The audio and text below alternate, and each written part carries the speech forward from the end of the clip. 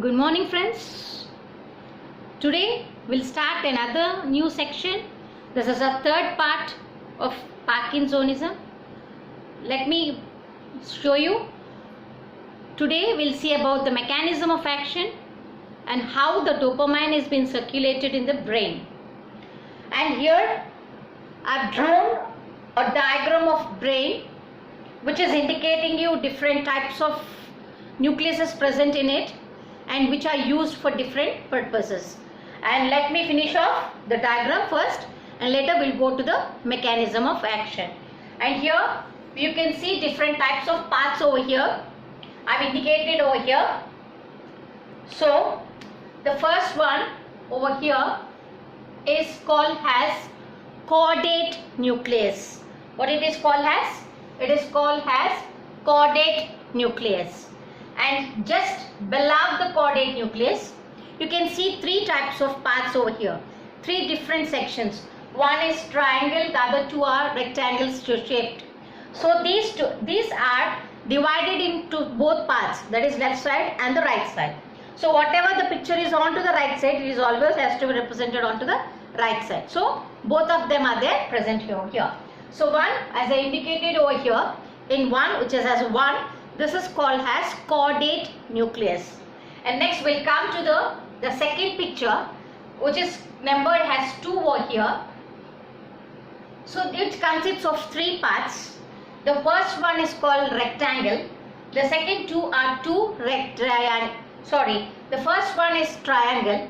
The other two are rectangles. So the first one, which is the triangular in shape, it is called as, I've indicated over here, globus pallidus interna. So what it is called as? Globus pallidus interna. So the triangle part which is present onto the both sides, that is called as globus pallidus interna.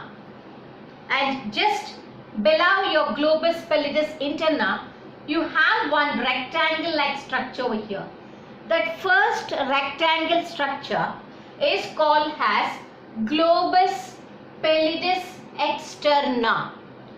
The one which is in the triangle in shape is called as globus pallidus interna. And onto the just below your triangle, you have one rectangle over here. That rectangle is called as globus pallidus externa. And just below your globus pallidus externa, you have one more triangle over here, and that is called as putamen. I have indicated over here. You can see the word here. Putamen. So, which consists of three parts over here.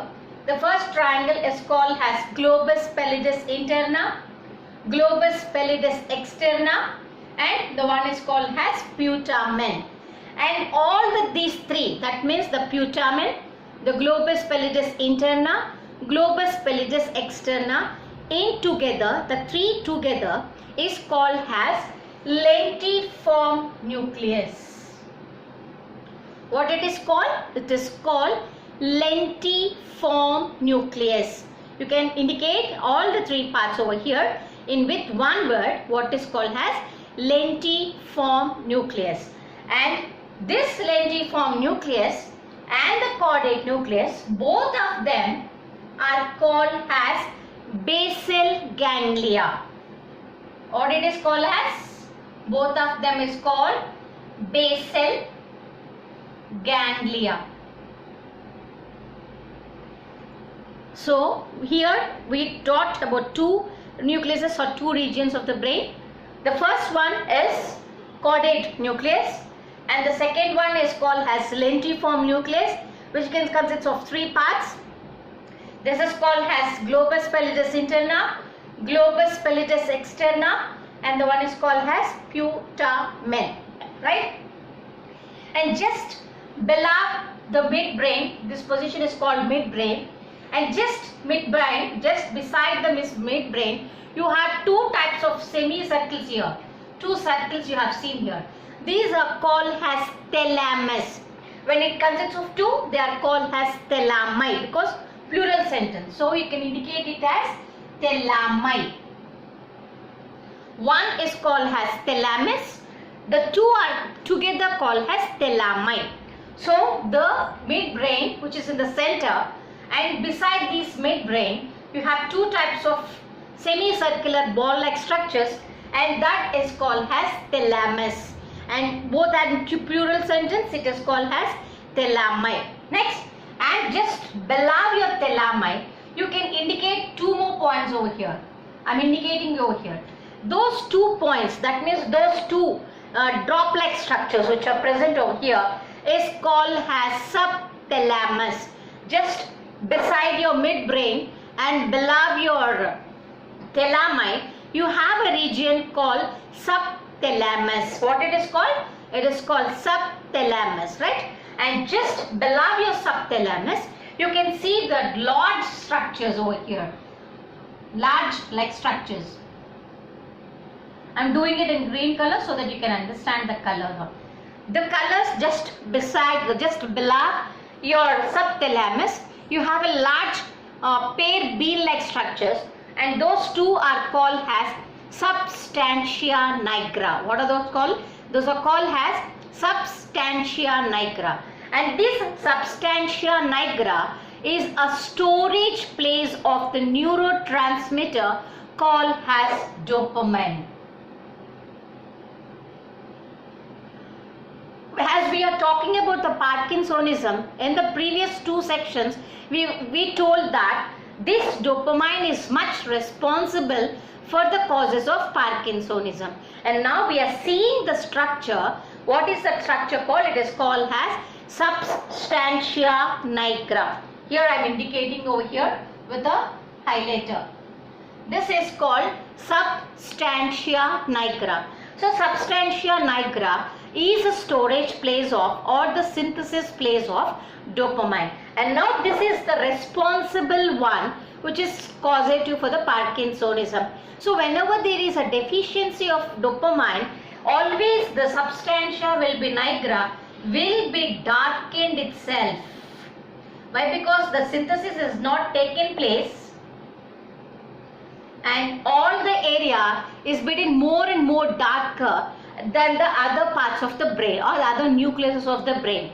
So by this you can diagnose that the patient is suffering from the dopamine deficiency, and also we can conduct that this is related to the disease of Parkinsonism. So how we need to diagnose? By doing the transverse cutting of your brain, or you have to take the neurotransmitters from the substantia nigra. Then we can understand that biopsy test, that we can understand that the substantia nigra became so darkened in color rather than the other areas of the nucleus, other areas of the brain. So we can understand that substantia nigra has been blocked off without having any synthesis of dopamine, and so it is leading to Parkinsonism. So we have seen the different parts over here. The first one is caudate nucleus, the second one is called lentiform nucleus, the third one is called thalami, the fourth one is called subthalamus, and the fifth one is called substantia nigra. And just below we have done this. This is called the TS of spinal cord, where the messages are being sent forward. And also on the top of, that means on top of the head, on the top of all these, you can see here three small blocks over here. What is this area called? This area is called as primary cortex center. We know that the cortex center is the center. From there the messages are passed to the spinal cord, and from the spinal cord it is reaching to the various organ systems. And so we can know that the primary cortex center is the messagial center, where the collection and the dropping of the message has been done. And so this cortex is called as primary motor cortex. We know that there are two types of functions, motor functions and sensory functions. But though this Parkinsonism is related to the degenerative disorder, it is related to the motor dysfunctions. Why? Because there is a disability of limbs, there is disability of legs and feet. So we can know that this is a primary, it's a motor function, and so the top of the primary cortex is called as primary cortex motor center, or we can call primary motor cortex region. So this is the region where it collects the messages from the body and stored it, and it sends to the other parts of the brain for the answering of that question, and once again that question answer will be taken back to the cortex, and from the cortex it is passed to your spinal cord, and from the spinal cord it reaches to the various organs of the body. So here this dopamine is very good neurotransmitter which is responsible for the functioning of limbs and feet, and particularly we know that this area which has been on top is called as biceps muscles, and on the between, that means the inner region, it is called as triceps muscles. So in order to function of this biceps and triceps muscles, this dopamine is very important. Why? Because it is controlling the inhibition and excitation of the both the GABAergic neurons and the glutamate neurons. So we know that the glutamate neurons are the neurons which are having a transmitter called as glutamate, which is always excitatory in function in the brain. And this excitation is being inhibited by another neurotransmitter what is called as GABA, and this we know that the GABA neurotransmitter is done in the GABAergic neurons where it is used for the inhibition of the excitation what is created by the glutamate, and the DA, that means the dopamine, which is submitted from the substantia nigra, is controlling and making the enhancement of excitation of glutamate, and it is enhancing the inhibition of GABA. So what is the purpose of dopamine? Means dopamine is always just doubling your activity of excitation, and it is doubling the activity of inhibition, whether it is a glutamate inhibitors or glutamate excitatory neurotransmitters or GABA inhibitory neurotransmitters. And in order to know how this traveling of dopamine is being helpful for the inhibition and excitation, we need to know two pathways about it. One pathway is called as direct pathway, which I have indicated over here. You can see the direct pathway, and you have another pathway which is called as indirect pathway. I am indicating over here. So the transformation of neurotransmitter from the cortex area once again to the cortex area is done by two pathways. What is that pathways? The pathways is called as direct pathway, and the second one is called as indirect pathway. The direct pathway is called as corticostriatal pathway, and indirect pathway is called as niagral striatal pathway. The first pathway, that is the direct pathway, is called as corticostriatal pathway, and indirect pathway is called as niagral striatal pathway or striatal Niagara pathway. So you have two pathways. What are those two pathways? What is corticostriatal pathway? The second one is niagral striatus pathway. So two pathways. One is direct and the other one is indirect. Now we'll see what is the direct pathway, that is the corticostriatal pathway, and how it is helping for the transmission of excitation. So you just keep it in mind, we are traveling the messages from top of the bottom of the body, particularly your biceps muscles and triceps muscles. And now here you take into consideration the triceps muscles. What is the work of triceps muscles? It has to do the work of inhibition and excitation. That means the biceps muscle has to turn the hand top and bottom. That means one contraction and one relaxation. So these two activities has to be done by direct and indirect pathway. The direct pathway is acting on triceps muscles, and the indirect pathway is acting on biceps muscles. So the triceps muscles are always in the excitation stage, and the biceps muscles are always in inhibition stage.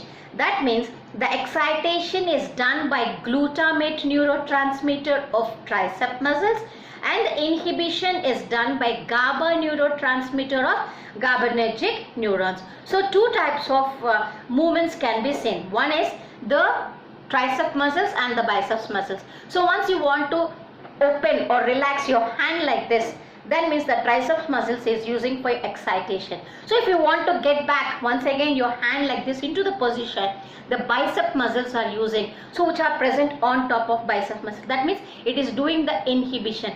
So you can understand a small point over here. What is it? Whenever you are doing this activity up and down, there is no rapid movements in it. So only just 1 and 2, 1 and 2. So only these two activities are being done.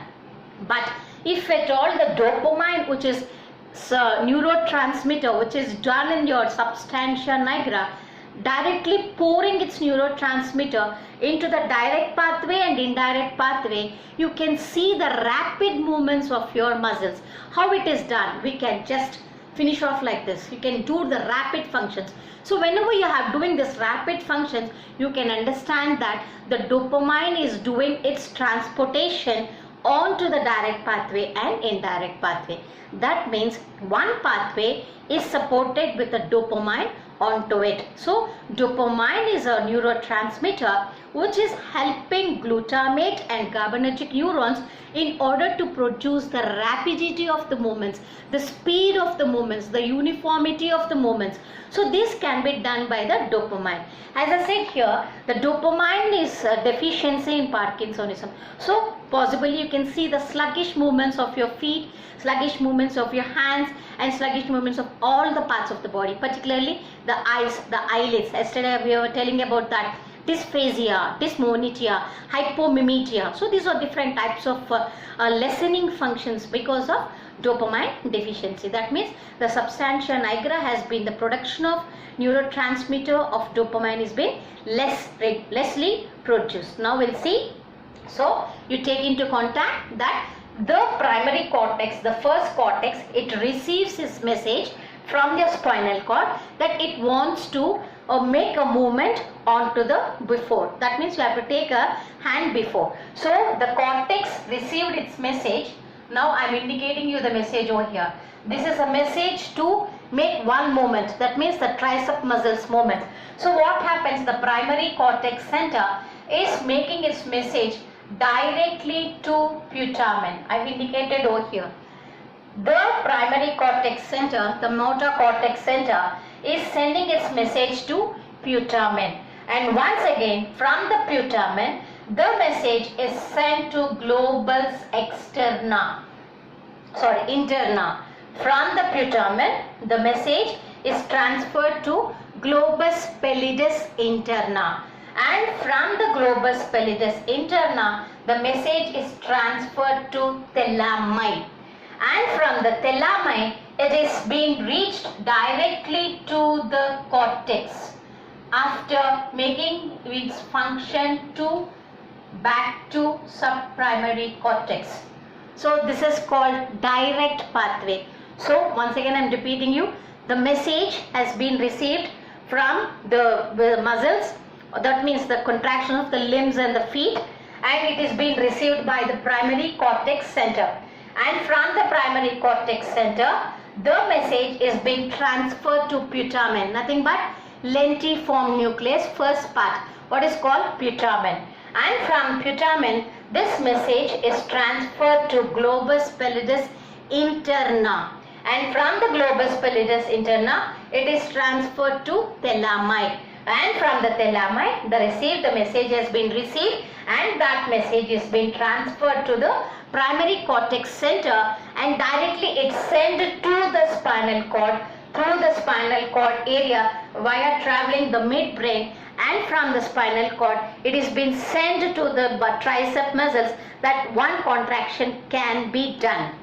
So this is called as direct pathway. So the direct pathway is having four. One is primary cortex to the putamen, to the globus pallidus interna, to the thalami, and back to the primary cortex. This is called direct pathway.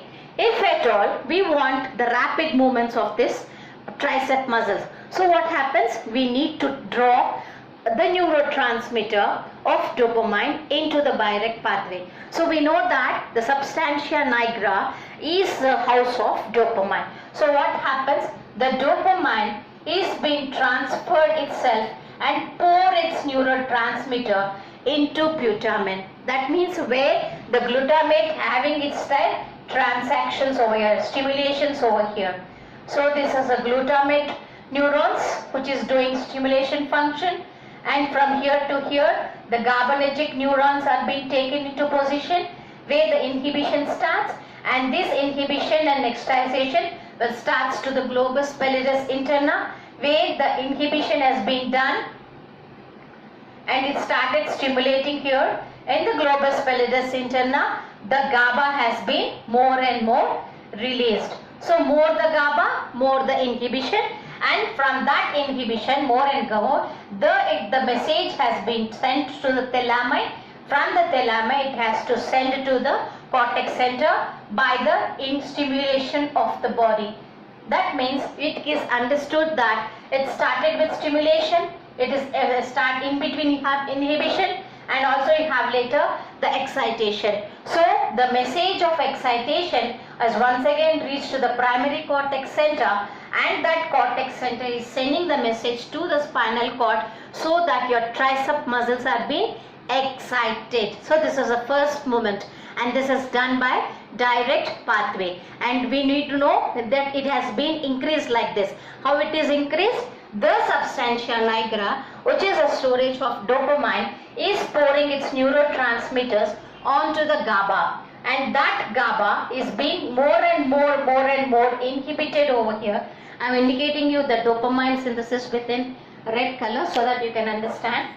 The green one is GABA and here is dopamine, which is acting on the GABAergic neurons, and it is started inhibiting more and more, and once it reaches the thalami, it is being done by a GABAergic neurons here for more inhibition and doing the stimulation of that particular GABA neuron there, and from that GABA neuron it is reaching the primary cortex center, which is having more and more stimulation, giving you the more and more excitation. So the message of excitation has been reached to the primary cortex center, and from the primary cortex center it reaches to the spinal cord to send the messages to the tricep muscles for the doing of the function. So this is done by direct pathway, and the one which is pouring your dopamine synthesis on the direct pathway is called as D1 transmitter, D1 dopamine neurotransmitter. So this is direct pathway. Now we'll go to the second pathway, the functions of bicep muscles, how it has to be done. So in order to do the next function of your tricep muscles, coming back to the inhibition stage, it has to drop down one more pathway. That pathway is called as indirect pathway, and here you can see the diagram of here and just gave you here. The indirect pathway is done from the motor cortex. I am indicating onto the right side so that you can understand. Here once again it is reaching the putamen. From the putamen it is reaching the globus pallidus interna, externa. From the externa it is reaching subthalami. From the subthalami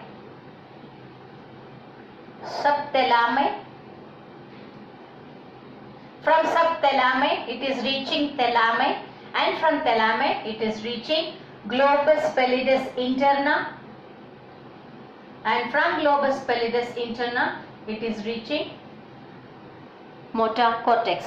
So indirect pathway is having two more junctional places. Just we'll repeat what it is. The indirect pathway is done starting from the motor cortex center, reaching the putamen. From putamen it is reaching globus pallidus externa. From globus pallidus externa it is reaching your subthalamus region. From the subthalamus region it is going to globus pallidus interna. From the globus pallidus interna it is reaching your thalami, and from thalami it is reaching your primary cortex center. If you are confused, just once again I want to repeat you so that you will be won't having any other confusion. So the red lines are indicating you the passageway from the primary cortex to the top one. So the primary cortex is sending the message to putamen. From putamen it is reaching globus pallidus externa. From globus pallidus externa it is reaching subthalamic. From subthalamic, it is reaching globus pallidus interna. From globus pallidus interna, it is reaching thalamic, and from thalamic, it is reaching the primary cortex. So only two junctional places are much more attached over here than the direct pathway. So what it is? The indirect pathway starting from the primary cortex to the putamen, from putamen to the globus pallidus externa, from globus pallidus externa to subthalamus, and from subthalamus to globus pallidus interna, and from globus pallidus interna to thalami, and from thalami to primary cortex center. So once again it is reaching over here. Your glutamate neurotransmitters have been started stimulating, and this stimulation has been done of the neurons, and from these neurons it is been submitting to the GABAergic neurons which are present in externa, which is starting your inhibition. Why? Because it is GABAergic neurons, so there is less release of GABA onto the subthalamic, and from the GABA it is reaching to the subthalamus region where the neurons are once again stimulated, and so the once again stimulation is being given in your green over here, which is giving you the rapid movements, and it is reaching your globus pallidus interna, and into the globus pallidus interna it started once again the stimulation of GABAergic neurons, so the less of GABA has been produced, and from here less of GABA it is being reached to the thalamic by stimulating the GABAergic neurons, more and more inhibition, that means the greater of GABA, and once it is reaches your EPSP, nothing but the excitation, and once it reaches your GABA, your increase of stimulation has been done, and it is reaches to the primary cortex center, and from the primary cortex center it is reaching your spinal cord and to the bicep muscles, indicating you the next inhibition of your tricep muscles, what has been done before. This is the action of direct pathway, and this is the action of indirect pathway. So direct pathway, indirect pathway. So what is one done? Only one action is done, 1 and 2. So in order to repeat more and more rapidity, the dopamine has to be submitted over there. So what happens if at all dopamine is been submitted, we can start doing the rapid functions of these tricep and bicep muscles. So this is done by the pouring of substantia nigra pathway onto the indirect pathway to the putamen, where it is being received by the GABAergic neurons. So it is supporting the GABAergic neurons to once more and stimulation, so that it is receiving more and more stimulation and the GABA is released more.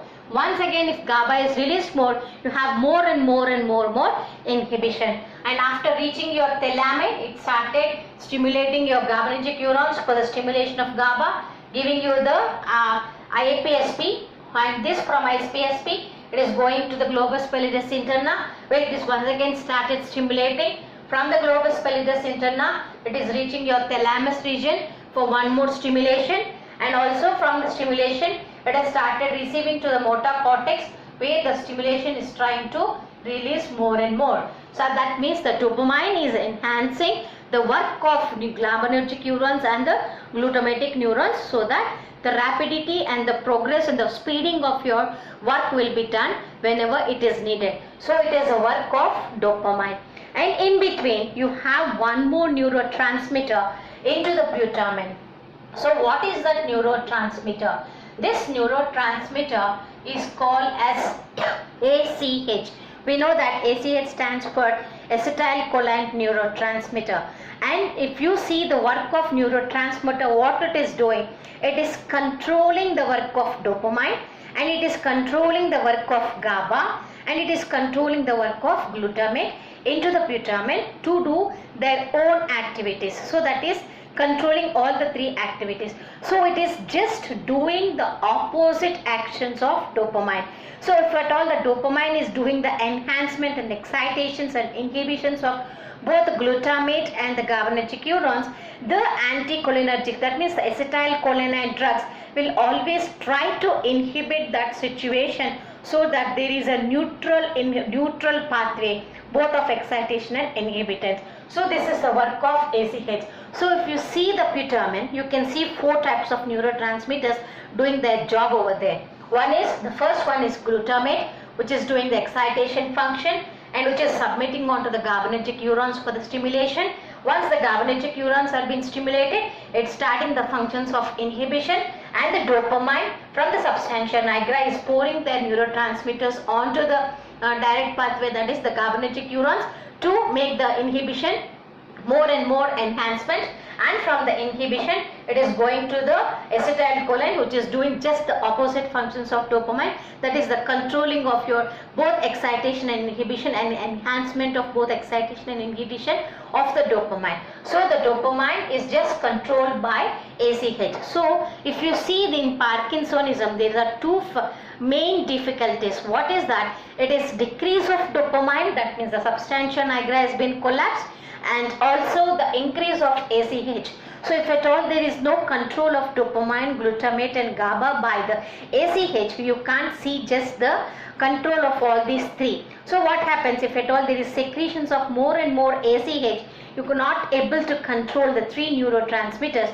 So what happens? The dopamine may not be doing the enhancement activity. So this is the work of ACH. So the Parkinsonism can be done in two drugs, what is called anticholinergics. One, to decrease your cholinergic activity, and two, it is to increase your dopamine. That means the synthesis of dopamine can be increased, or the metabolisms can be decreased by two enzymes, COMT and MAOA, or MAOA and B, that we saw in the previous class. The synthesis of dopamine and the metabolism of dopamine, where it is done by two enzymes, what is called COMT and MAOA. So this is the cycle of dopamine traveling all over the brain, and where it has been obstructed by the decrease of substantia nigra and also the increase of ACH. So once the ACH has been increased in that total and there is a dopamine deficiency into it, so you can't do the work of or control of both glutamate and GABAergic neurons. So what happens? You lead to Parkinsonism. Nothing but the sluggish movements of feet and hands, feet and limbs. So we'll continue in the next class about the classification and mechanism of actions in the next class. Bye for now.